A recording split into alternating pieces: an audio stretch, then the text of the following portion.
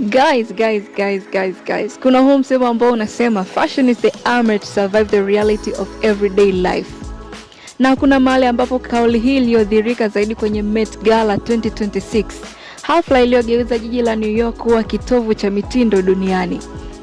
Usiku wa Mei 4, mastaa wakubwa kutoka ulimwengu walitembea kwenye zulia jekundu wakivalia mavazi ya kipekee yaliyovuka mipaka ya ubunifu.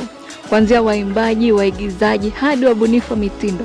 Kila mmoja aliwasili akiwa na lengo moja tu, kuacha historia kupitia vazi lake.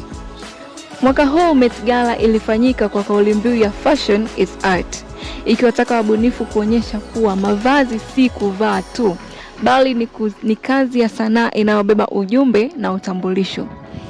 Miongoni mwa waliovutia zaidi walikuwa ni Beyonce, Rihanna, Kim Kardashian, Nicole Kidman na Venus Williams, ambao walizua mjadala mkubwa kwenye mitandao ya kijamii kutokana na mavazi yao ya kipekee. Mbali na uzuri wa mavazi, hafla hii pia ilivunja rekodi ya kukusanya zaidi ya dola milioni 42 za Kimarekani kwa ajili ya taasisi ya mavazi ya makumbusho Metropolitan.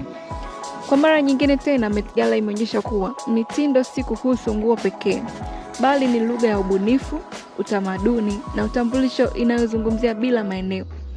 Mimi ni Stacy Darling na hii ni Diary TV.